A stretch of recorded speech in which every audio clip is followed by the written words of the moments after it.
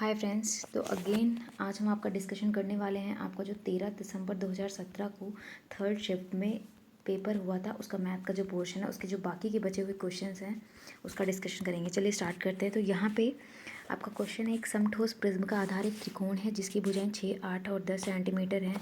Prism की ऊंचाई 10 centimetre है। प्रिज्म का कुल सतह क्षेत्रफल, पार्श्व सतह क्षेत्रफल और आयतन कितना होगा। इस क्वेश्चन को आप कैसे करेंगे? आप सबसे पहले इसमें क्या करेंगे, हम इसमें आयतन निकालेंगे। इससे क्या होगा, इससे जो आपका जो बाकी के दो पोर्शन है ना, उससे हम आइडिया लगा लेंगे कि आपका ऑप्शन कौन सा करेक्ट है, क्योंकि हमारे पास एग्जाम में इतना टाइम नहीं है कि हम ये सारा निकाल के चेक करें। तो ये मैंने यहाँ पे सॉल्व किया है। प्लस दूसरी चीज़ यहाँ पे अगर आप ये इसको देखेंगे, जो ये भुजाएं आपकी दे रखी हैं, तो ये इन भुजाओं से आपका क्या बनेगा, इससे आपका एक राइट एंगल ट्राइंगल बनेगा। तो ये मैंने बनाया है। तो ये राइट एंगल ट्राइंगल बन रहा है। पाइथागोरस अप्लाई करेंगे तो अप्लाई हो जाएगी।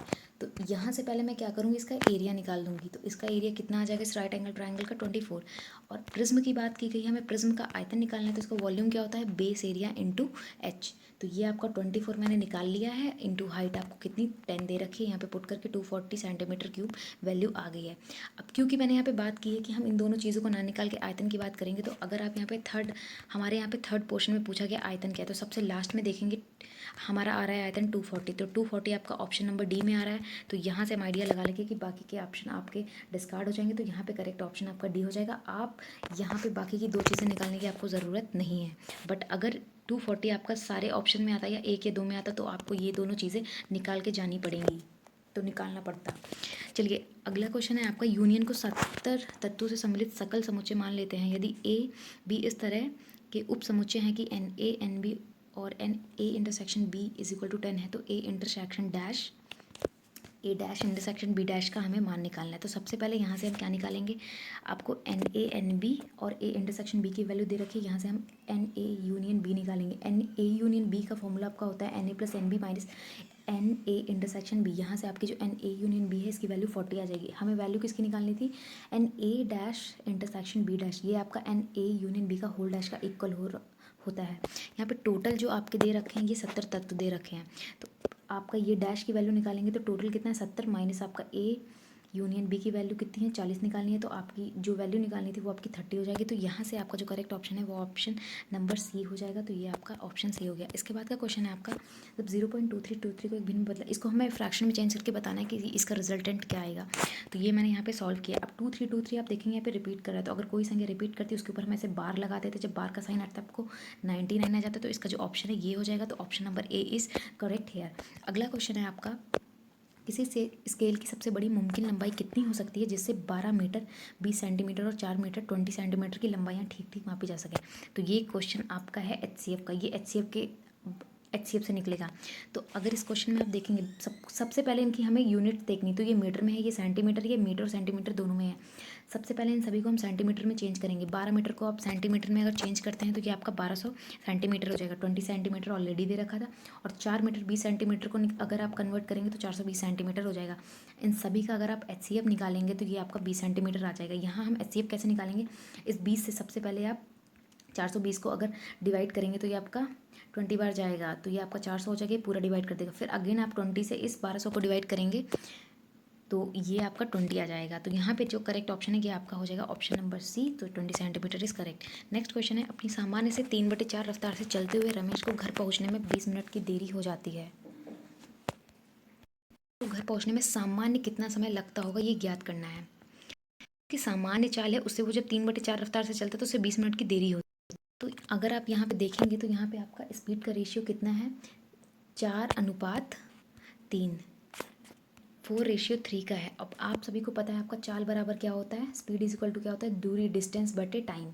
ठीक है, तो ये है आपका चाल आपकी इन्वर्स प्रोपोर्शनल है टाइम के। तो अगर आपकी चाल बढ़ेगी तो टाइम घटेगा, और अगर टाइम बढ़ रहा है तो चाल आपकी घट जाएगी। तो यहाँ पे क्या है, तो आपका अगर टाइम का रेशियो निकालेंगे तो ये 3:4 का हो जाएगा। उसके बाद क्वेश्चन में गिवन है कि अपने घर पहुँचने में से 20 मिनट की देरी होती है। तो यहाँ अगर आप देखेंगे तो टाइम का रेशियो 3:4 आ गया। अब यहाँ पे अगर आप वो निकालेंगे इन दोनों में कितना डिफरेंस है, तो 1 यूनिट का डिफरेंस है। इसको देरी कितने 1 यूनिट से अगर यहाँ पे मानेंगे 20 मिनट की हो रही, तो ये 1 यूनिट आपका 20 मिनट के इक्वल हो जाएगा। इसमें पूछा गया है कि वो सामान्य कितना समय लेता होगा। तो सामान्य तो वो 3 यूनिट का टाइम ले रहा है, तो 3 × 20 कर देंगे तो 60 मिनट हो जाएगा। तो यहाँ पे जो करेक्ट ऑप्शन है ये आपका ऑप्शन नंबर सी हो जाएगा, ये करेक्ट है। उसके बाद आपका नेक्स्ट क्वेश्चन है, पी का 5% 10 है और क्यू का 10% 5 है। आर आपका क्यू बाई पी के बराबर है, तो आर का मान निकाला। इसमें मैंने क्या किया, इक्वेशन बनाई है। अकॉर्डिंग टू क्वेश्चन आपको गिवन था कि पी का 5% आपका 10 दे रखा है, तो ये अब मैंने इक्वेशन 1 बना ली है। उसके बाद क्यू का 10% आपका 5 है, इक्वेशन 2 बना लिए। क्वेश्चन में क्या पूछा गया था, क्यू बाई पी, तो मैंने यहाँ पे क्या किया, इक्वेशन 2 डिवाइड्स 1 कर दिया है, तो क्यू बाई पी की वैल्यू हम सिंपली निकालेंगे, ये 1/4 आ जाएगी। तो आर आपका क्यू बाई पी के इक्वल था, ये 1/4 हो गया। तो यहाँ पे अगर आप देखेंगे तो करेक्ट ऑप्शन आपका ऑप्शन नंबर बी हो जाएगा, तो ये आपका करेक्ट है। अगला क्वेश्चन है 60 के गुणनखंडों की यहाँ पे संख्या पूछी गई है। हमें गुणनखंड नहीं करे, गुणनखंडों की संख्या पूछी गई है। ये कैसे होगा, ये आप देखिए मैंने किया है। यहाँ पे जो मैंने किया है ये तो हमने गुणनखंड कर लिया, ये आ गया। लेकिन अगर आपको इसकी संख्या निकालनी है तो ये क्या हो जाएगा, 2 यहाँ पे 2 बार आया, इसकी पावर ए मान लेंगे, इंटू 3 की पावर बी, इंटू 5 की पावर सी। अब यहाँ पे ए अगर देखेंगे तो 2 यहाँ पे 2 बार आया, तो इसको लिखेंगे आप 2 टू द पावर 2, तो ए की वैल्यू 2 हो जाएगी, ये आपका ए है। बी 3 एक बार आया तो बी की वैल्यू सी हो जाएगी, 5 भी एक बार आया तो इसकी वैल्यू 1 हो जाएगी। फॉर्मूला क्या होता है, यहाँ पे फॉर्मूला आपका होता है, अगर गुणनखंडों की संख्या निकालनी है, ये होता है a+1 b+1 ब्रैकेट और दूसरे में c+1।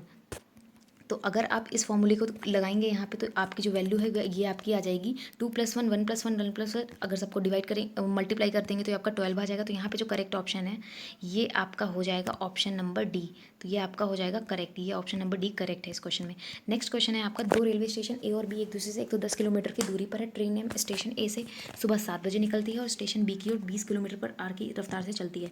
Train P station B से सुबह 8 बजे निकलती है और स्टेशन ए की ओर 25 किलोमीटर पर आर की रफ्तार से चलती है, वो दोनों कितने बजे मिलेंगी। ये आपकी ए है, ये बी है। यहाँ पे आपकी ट्रेन एम है, ये दोनों स्टेशन है, ये 7 बजे निकलती है। स्टार्टिंग में हम क्या करेंगे, दोनों के बीच आपकी 110 किलोमीटर की दूरी है। सबसे पहले हम क्या करेंगे, ये जो है 20 किलोमीटर पर आर की, यानी 1 घंटे में हम इसे 8 बजे तक कहाँ पहुँचा देंगे, यहाँ पे इस पॉइंट पे पहुँचा देंगे। तो ये 20 किलोमीटर कर लिया, तो ये भी 8 बजे आ रही है और ये 8 बजे चल रही है, दोनों का टाइम सेम हो गया। बाकी का डिस्टेंस आपका 90 बचा। एवरेज टाइम निकालेंगे तो कितना आपका ये दूरी बच रहा है, ये 90 बच रहा है। एवरेज निकालेंगे, एक दूसरे की तरफ आ रही हैं तो इनकी स्पीडें ऐड हो जाएंगी, 20 + 25 45 हो जाएगा। ये 2 घंटे लग रहे हैं, निकल कितने बजे रही हैं, 8 बजे, और यहाँ पे 2 घंटे लग रहे हैं, तो 8 2 आपका 10 हो जाएगा। तो यहाँ पे जो करेक्ट ऑप्शन हो जाएगा आपका ऑप्शन नंबर बी हो जाएगा, ये आपका करेक्ट है। अगला क्वेश्चन है आपका,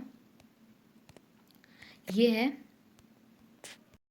अतुल ने एक साइकिल उसकी अंकित कीमत से 3/4 दाम पर खरीदी और उसे अंतिम कीमत से 20% ज़्यादा दाम पर बेची। मुनाफा में इसमें प्रॉफिट बताना है। इसको मैंने क्या किया, अंकित कीमत उसकी 406 मैंने मान के रखी है, क्योंकि वो उसका 3/4 दाम पर खरीदी और उसे अंतिम कीमत से 3/4, तो मैंने यहाँ पे 400 मान लिया है और सपोज कर लिया कि ये 300 रुपये में वो अंकित कीमत 400 मानी और 3/4 में खरीद रहा है। तो अगर इसका 3/4 करेंगे 300 में, यानी साइकिल खरीदी कितने में है, 300 में। उसके बाद इस क्वेश्चन में क्या बोल रहा है, इसके बाद बोल रहा है उसे अंतिम कीमत से 20% ज़्यादा। 20% का फ्रैक्शन अगर आप देखेंगे तो ये 1/5 होता है। अंतिम कीमत का अगर 1/5 निकालेंगे, ये 80 हो जाएगा आपका। बोल रहा है अंतिम कीमत जो आपकी थी उससे 20% ज़्यादा, इसका 80 आ गया तो इसमें ऐड होकर आपका 480 आ जाएगा। इतने में वो बेच रहा है, खरीदी कितने में, 300 में। तो प्रॉफिट कितना हो जाएगा, इन दोनों का डिफरेंस आपका कितना है, 180 डिवाइडेड बाई ये आपका हो जाएगा 300 × 100, तो ये आपका 60% आ जाएगा। तो यहाँ पे जो करेक्ट ऑप्शन है ये आपका हो जाएगा ऑप्शन नंबर सी, ये आपका करेक्ट है। और हमारा लास्ट क्वेश्चन है, सेब संतरे और आम की संख्या इतने के रेशियो में है। फल विक्रेता ने फलों की संख्या को इतने के रेशियो में बढ़ा दिया, तो उनका अनुपात हमें बताना है। 5 7 8 के रेशियो में था। सबसे पहले आपको ये जो आपका परसेंटेज है इसका फ्रैक्शन पता होना चाहिए क्या होता है। 40% का अगर आप यहाँ पे निकालेंगे तो 40% का 2/5 होगा, प्लस इसको बढ़ा रहा है तो 5 + 2 करके 7/5 हो जाएगा। 50% का 1/2 होता है, इसको बढ़ाया तो 3/2 हो जाएगा। 75% का आपका 3/4 होता है, इसको बढ़ाएगा तो ये 7/4 हो जाएगा। इससे मल्टीप्लाई करा के आप निकालेंगे तो रेशियो आपका आ जाएगा 2:3:4। ये आपका करेक्ट ऑप्शन है, ये है आपका ऑप्शन नंबर डी, तो ये आपका हो जाएगा करेक्ट। आज की वीडियो में हम इतना ही रखेंगे। Thank you so much for watching this video.